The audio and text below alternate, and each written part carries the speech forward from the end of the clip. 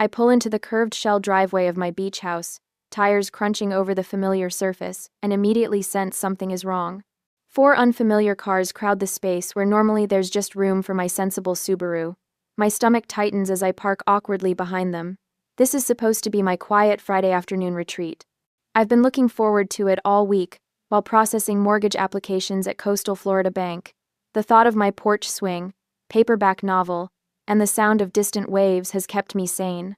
I step out into the salty air and hear voices, too many voices coming from my backyard. The gate stands open, and through it I glimpse what appears to be a wedding arch. My pace quickens as I round the corner of the house. The sight that greets me freezes me in place. My carefully tended lawn has been transformed into what can only be described as a wedding venue. White folding chairs form neat rows on either side of a central aisle. A massive tent dominates the far corner, and strangers bustle about placing floral arrangements and hanging strings of lights from my porch railings. And there, in the center of it all, stands my sister Serena, clipboard in hand, directing a man with a ladder toward my grandmother's oak tree. The twinkle lights need to curve through those branches, she instructs, her voice carrying that special tone of authority she's perfected since childhood.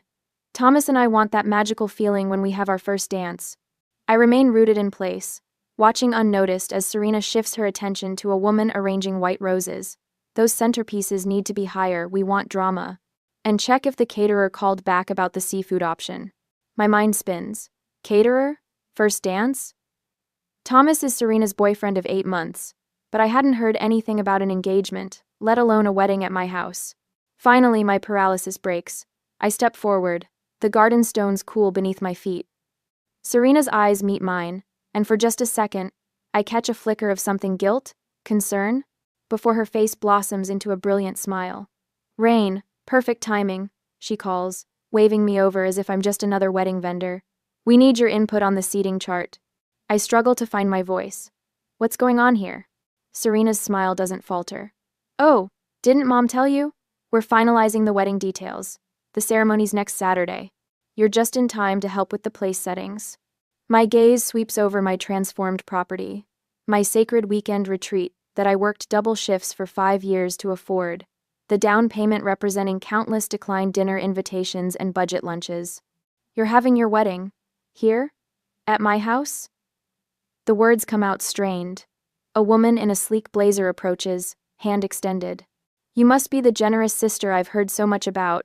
I'm Vanessa, the wedding planner. The venue is absolutely perfect for what Serena and Thomas envisioned. I shake her hand automatically while processing her words. Generous sister? Venue? My eyes land on a table covered with elegant cream-colored envelopes. I pick one up, sliding out the embossed invitation inside. The words blur before refocusing. Joyfully invite you to celebrate their marriage. At the Bennett Beach House. 19 Pelican Way, Sandpiper Beach, Florida. The memory surfaces unbidden. Standing in this very yard 5 years ago, key in hand, trembling with pride as the realtor congratulated me on my purchase. The months of saving, the overtime hours, the promotion I earned through sheer determination, all culminating in this moment of achievement, my very own piece of paradise. My mother's voice had cut through my joy. Such a waste for just one person, don't you think? The family could have pooled resources for something we could all use. And Serena. Champagne already in hand. This is perfect for family gatherings. I can't wait to bring my friends down for beach weekends. I'd smiled tightly, already feeling my ownership slipping away, despite my name alone on the deed. Since then, it's been a steady erosion. Parents bringing dinner guests without warning. Serena borrowing the place for weekend getaways. The extra key I'd given Mom for emergencies somehow multiplying. Family members coming and going as they pleased. The messes I'd clean up, the belongings rearranged, the casual disregard for my space. My gentle reminders met with the same response. We're family, no need for formalities. Vanessa's voice pulls me back. Serena mentioned you were thrilled to host. We've been working on the details for months. Months. They've been planning this for months without asking me. Something shifts inside me. A lifetime of being the responsible one, the reasonable one, the one who makes sacrifices for family harmony, and this is how they repay me. For a moment, I imagine myself exploding, tearing down decorations, demanding everyone leave. Instead, I feel an eerie calm descend. "Excuse me," I say quietly, turning toward my car. "Rain?" Serena calls after me. "Where are you going? We need your help with the seating chart." I keep walking, keys clutched tightly in my hand. "Rain," her voice rises. "Don't be difficult. We have family obligations." The word echoes as I slide into my driver's seat. Obligations. Always my obligations to them, never theirs to me. As I pull away, I catch Serena's frustrated expression in my rearview mirror. For the first time in years, I don't feel the familiar weight of guilt. Instead, I feel something new taking its place. Determination. I drive aimlessly for nearly an hour before returning to my apartment, fingers still white-knuckled around the steering wheel. The unexpected invasion of my beach sanctuary plays on repeat in my mind like a horror film I can't shut off. Inside my apartment, I drop my purse on the kitchen counter and collapse onto the sofa. My phone buzzes incessantly, 3 missed calls from Serena, 2 from Mom, and a text from Dad that simply reads, "Call your mother." Instead, I open my laptop and type Serena Bennett wedding into the search bar. My stomach lurches as results flood the screen. Serena's Pinterest board appears first. Beach house dream wedding created 8 months ago. 8 months of planning, without a single conversation with me. I click through to her Instagram. A post from 3 weeks ago shows her and Thomas toasting champagne on my porch. The caption reads, "Final venue walkthrough at my amazing sister's beach house. Can't wait for our 150 guests to experience this paradise. 3-day celebration. Generous sister. Blessed bride." Comments from relatives pile beneath. "So wonderful of Rain to donate her beautiful home. So, that's what family is for. What a selfless sister you have." My temples throb. Donate? I never donated anything. A notification pops up, a private message from Thomas, Serena's fiancé. "Rain, I'm sorry about all this. I told Serena we should ask you properly. This wasn't my idea." I stare at the message, unsure how to respond. My phone buzzes again.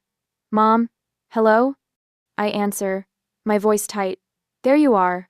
What on earth were you thinking driving off like that?" Serena is beside herself. "The wedding planner needs your input on several things, and—" "Mom," I interrupt. "Did you know about this? That Serena was planning her entire wedding at my house without asking me?" A pause. "Well, of course I knew. We all did. It's not like you use that place much anyway." I scroll through old text messages between my parents while she speaks. One from Mom to Dad jumps out. "Rain won't mind about the wedding. She never uses the house anyway. Serena needs this." Dad's response, "Should we at least mention it to Rain?" "Mom, better not. She might overthink it. You know how she gets. Serena says it's easier to ask forgiveness than permission." The timestamp shows this exchange happened 4 months ago. "Are you even listening?" Mom's voice cuts through my thoughts. "I have to go," I say, and hang up. For the next hour, I dig deeper. A family group chat I was never added to contains dozens of messages coordinating wedding details at Rain's place. Cousins discussing carpooling. Aunts debating whether to bring extra chairs. Everyone assuming I've happily offered my home. I pull my property deed from my filing cabinet, smoothing the paper with trembling hands. Rain Elizabeth Bennett, the sole name listed as owner. The mortgage statements show payments from my account alone. Every utility bill, insurance payment, and maintenance cost has come from my savings. The realization strikes with startling clarity. This isn't about a house anymore. This is about respect. I search trespassing laws Florida and unauthorized use of private property. I calculate utility costs for 150 guests over 3 days, potential property damage, liability issues if someone is injured. The numbers climb alarmingly. My phone rings. Marlene, my best friend since college. "Your sister's wedding?" she says when I answer. "I just got an invitation to your beach house. Since when are you hosting a wedding?" I explain the situation, my voice growing stronger with each detail. "Rain," Marlene says firmly, "you're not crazy for being upset. This is outrageous. What are you going to do?" "I don't know yet," I reply, "but I'm done being a doormat." The next day at work, my coworker James notices my distraction. "Family drama." I explain briefly during our lunch break. He nods knowingly. "Let me guess they've crossed a boundary and expect you to just accept it?" I look up, surprised. "How did you know?" "Been there." My brother used to borrow my car without asking. Kept doing it until I changed the locks on my house where I kept the keys. He leans forward. Stand firm, Rain. Family can be the worst boundary violators because they think they're entitled to forgiveness. That afternoon, I receive a text from my neighbor at the beach house. Lots of people coming and going from your place lately. Everything okay? The pieces coalesce into a plan. I leave work early and drive to the beach house. I watch from across the street as Serena directs florists carrying arrangements inside. My house, my sanctuary. At the hardware store, I purchase new locks and security cameras. The locksmith arrives an hour after Serena leaves. By sunset, my house is secure again. Back at my apartment, I compose a careful email. To family. Subject: beach house access. Please be advised that effective immediately, anyone wishing to visit my property at 219 Pelican Way must contact me directly for permission and access arrangements. The locks have been changed for security purposes. Sincerely, Rain Bennett. I hit send, then mute my phone as it immediately begins to ring. The responses flood in minutes later. Mom, don't be ridiculous, we're family. Where's the spare key? Dad, call your mother, she's upset. Serena's message comes through as a voice call that I let go to voicemail. Her voice trembles with rage when I play it back. How could you be so selfish right before my wedding? You're ruining everything. I've been planning this for months. I send one response. This is my property purchased with my money. No one uses it without my permission. Then I silence all notifications and open my laptop. A local tourism article catches my eye. Sandpiper Beach Tour Company seeking rental properties for exclusive visitors. I click through to their website. Looking for unique properties to showcase to our high-end clientele. My fingers hover over the Contact Us form. For the first time in days, I feel a sense of calm settling over me. I download their rental agreement, reading each clause carefully, envisioning the perfect solution taking shape. 3 hours later, I've created a comprehensive plan with contingencies for every possible reaction from my family. I've documented the current condition of my house, calculated fair market rental rates, and prepared a contract that protects my interests. When I finally sign the rental agreement with Sandpiper Beach Tour Company, I recognize the moment for what it is, the point of no return, and I don't regret it for a second. 2 days later, my phone buzzes for the 17th time this morning. I know because I've been counting. Each vibration sends a small tremor through the wooden desk at Coastal Florida Bank, where I've been trying to focus on a mortgage application for nearly an hour. The screen lights up with Serena's name again, accompanied by a text preview that begins, "You're being completely ridiculous." I silence the phone and flip it face down. 3 more messages arrive in quick succession, their muted vibrations like angry wasps trapped against the desktop. Trouble at home? James asks from the cubicle next to mine. His eyes meet mine over the partition, concern evident in the slight furrow of his brow. My family discovered boundaries exist, I say, surprised by the steadiness in my voice. They're not taking it well. The elevator chimes, drawing my attention to the bank's main floor. My stomach drops. Mother strides across the marble tiles, her purposeful gait and rigid shoulders broadcasting her mission to anyone watching. She's wearing her church committee outfit, blue linen pantsuit, pearls, formidable pumps. She wouldn't, I whisper, but of course she would. This is exactly what she would do. Is that your mom? James whispers, sinking lower in his chair. I stand before she reaches my desk, intercepting her near the water cooler. Mother, this is my workplace. And apparently the only place I can reach you, she says, voice pitched to carry just far enough that nearby colleagues pause their typing. Since you've decided to ignore everyone's calls and change the locks without warning. The old Rain would have immediately guided her to the break room, desperate to minimize the scene. Instead, I feel a strange calm settle over me, like stepping into cool water. We can talk after work, I say. I'll meet you at Bayside Cafe at 5:30. Your sister is devastated. The venue was perfect. Do you understand what you've done? 5:30, I repeat, my voice lower but firmer. Or not at all. She blinks twice, the gesture almost comical in its surprise. Without another word, she turns and leaves, her heels striking the floor with diminished authority. James whistles low when I return to my desk. That was impressive. I'm as surprised as he is. That evening, I pull into the parking lot of Coral Gables restaurant, where my family has arranged what can only be described as an intervention. Through the window, I see them already seated at our usual corner table. Mother, father, Serena, and to my surprise, Aunt Linda, whose disapproval has terrified me since childhood.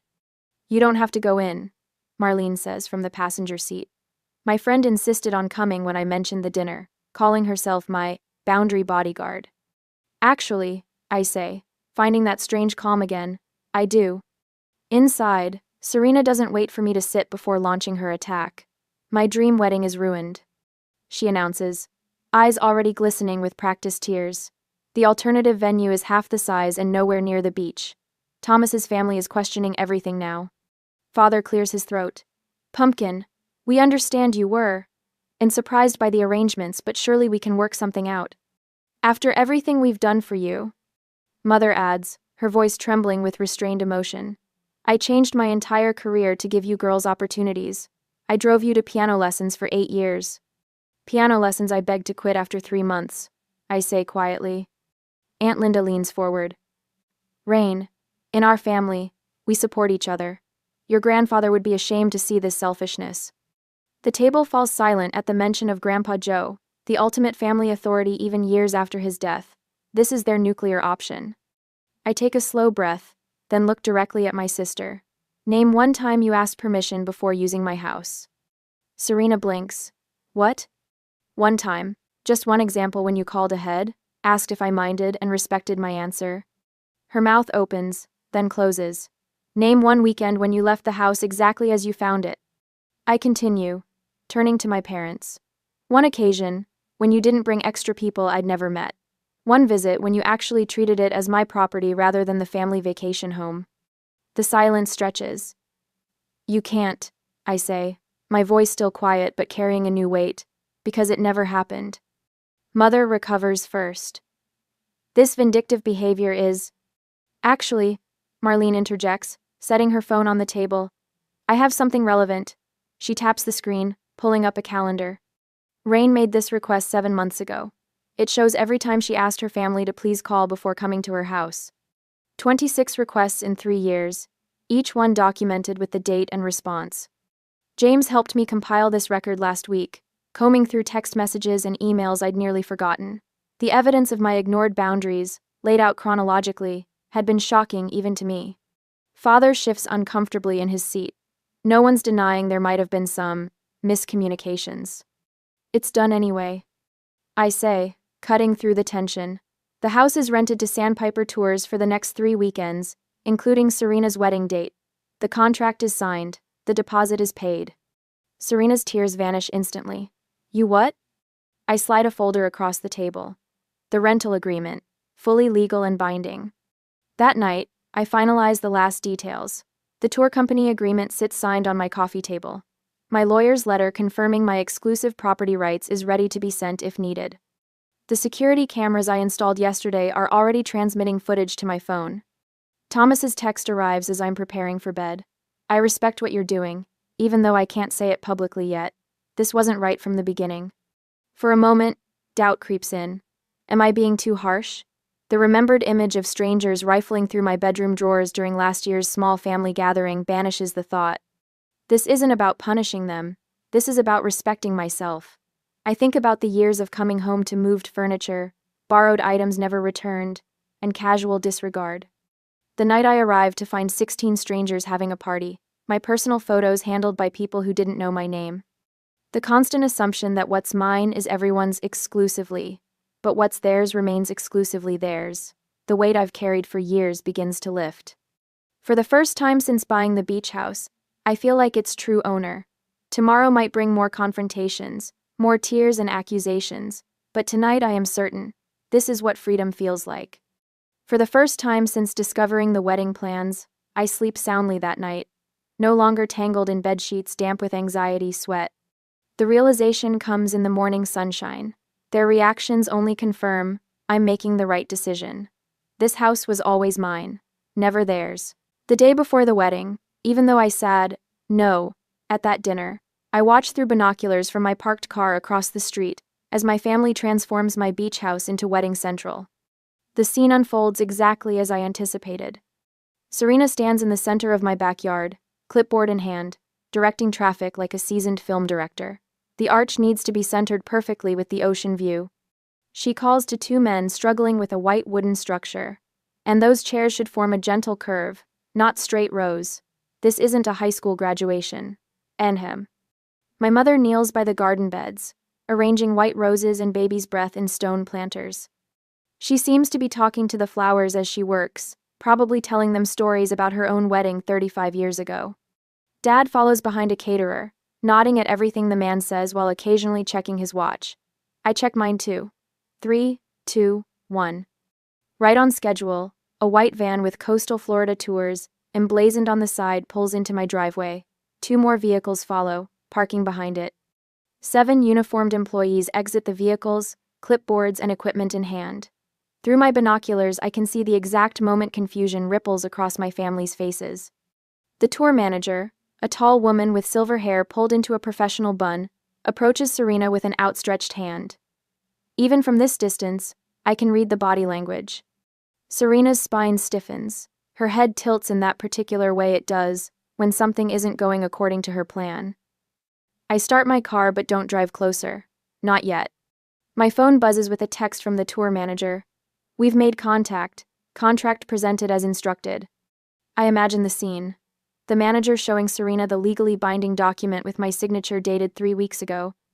The reservation for a corporate retreat starting tomorrow morning, with setup scheduled for this afternoon. Exclusive use of the property for the entire weekend. My phone erupts with calls. Mom, Dad. Mom again. Serena. I let them all go to voicemail. This moment has been carefully choreographed, and I won't disrupt it by engaging too early. Through my binoculars, I watch as 3 cars pull into the already crowded driveway. Early wedding guests, no doubt. Dad rushes to intercept them, hands waving in what appears to be an explanation. One woman puts her hands to her face in shock. When Serena finally calls for the 6th time, I answer. What did you do? Her voice crackles with barely contained fury. Hello to you too. I reply, my voice remarkably steady. There are people here saying they have a contract. For a tour group. Tomorrow. At your house.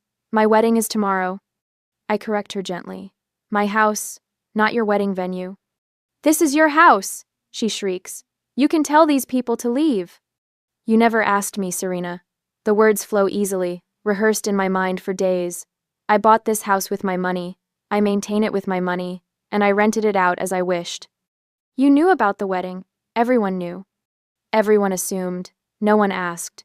I keep my tone even. This is what happens when you assume rather than ask for permission. You have to fix this.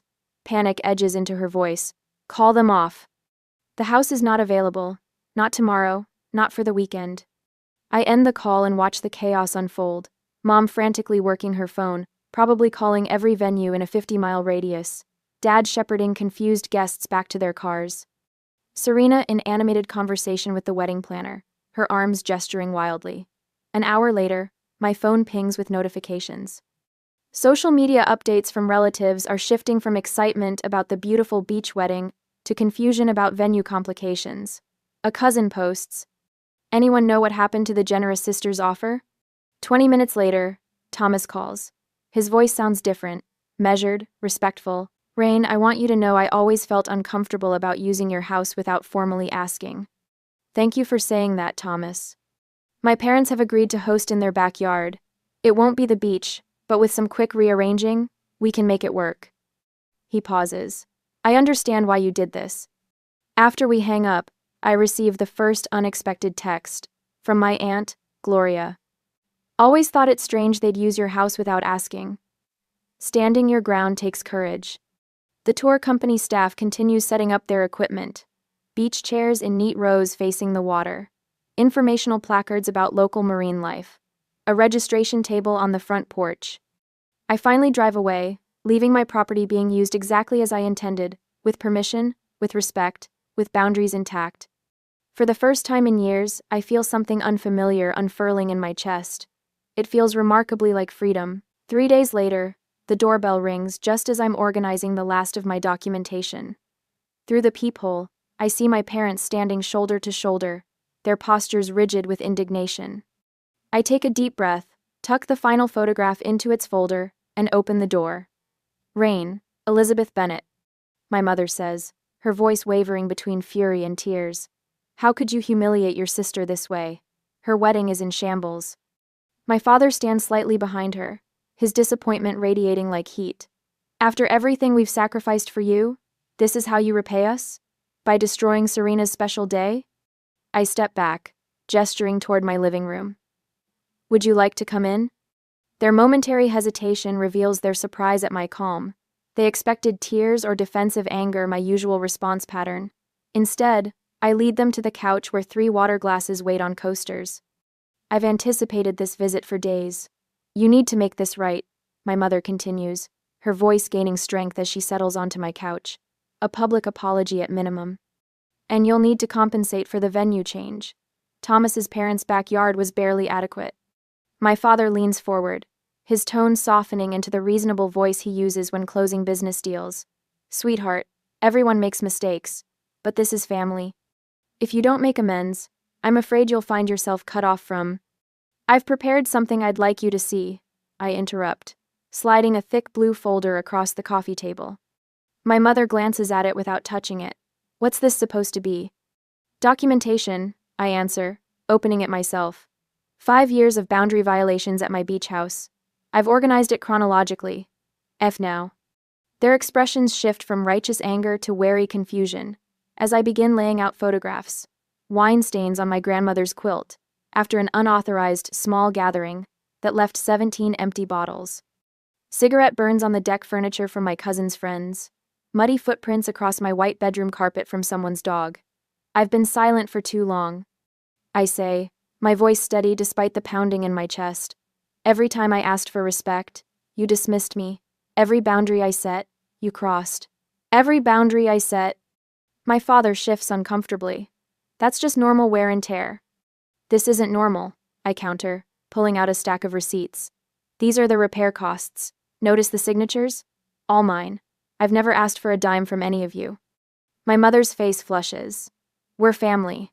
We shouldn't need formal invitations or—" "Family respects each other," I say, cutting her off with a gentleness that surprises even me. "The house is mine. My name is on the deed.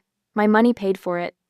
I slide forward the property documentation, the mortgage statement, the insurance policy, all bearing only my name. "You had no right to," my father begins.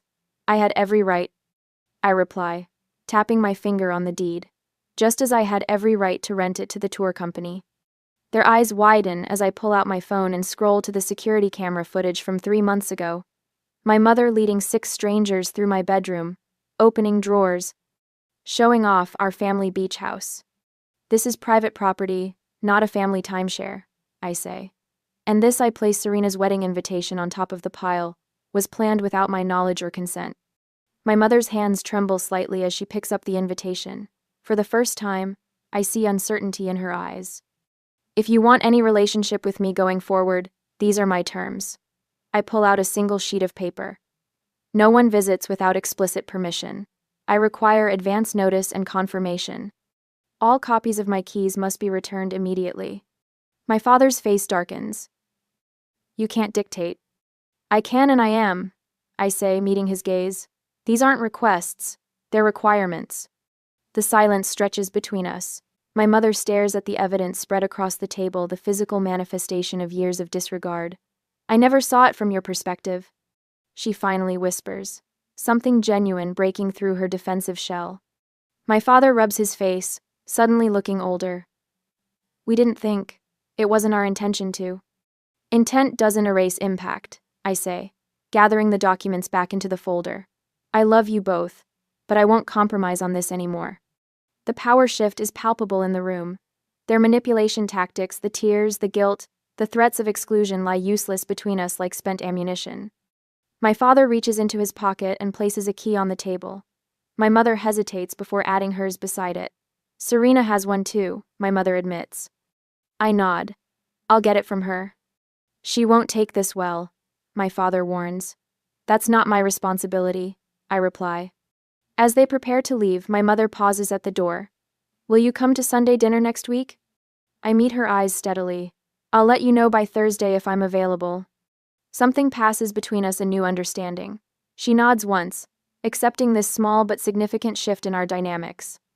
After they leave, I stand in my quiet apartment, my heart racing not with anxiety but with a strange, unfamiliar lightness. For the first time in years, I feel the weight of their expectations lifting from my shoulders.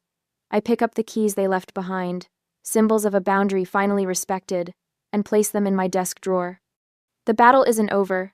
Serena will be harder to convince than my parents, but for now, in this moment, I've reclaimed something essential. My house, my boundaries, my life. The morning sunlight spills across my deck as I settle into my porch swing, coffee mug warming my hands. 6 months have passed since the wedding debacle, and my beach house feels truly mine for the first time. No unexpected visitors, no rearranged furniture, no apologetic texts about borrowing the place for the weekend.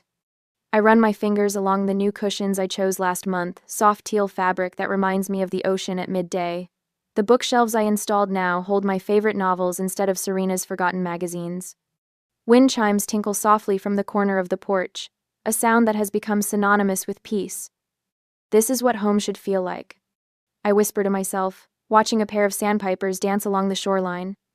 My phone buzzes with a text from James at work. Congrats again on the promotion. Bank's lucky to have you in charge of the commercial loan division. The promotion came after I pitched my own restructuring plan, instead of letting the VP take credit for my ideas. Something shifted inside me that day in the conference room when I said, "Actually, I developed this strategy and would like to present it myself." The confidence from standing up to my family spilled into every aspect of my life. Last Saturday, I had dinner with Mom and Dad for the first time in months. The conversation felt stilted at first, but they respected the boundaries I'd established. Dad asked before helping himself to more water. Mom called yesterday to thank me for coming rather than assuming we'd meet again this weekend. Some relatives still don't understand. Aunt Patricia insists I'm holding a grudge, while Uncle Steve maintains family should have unlimited access to each other's homes.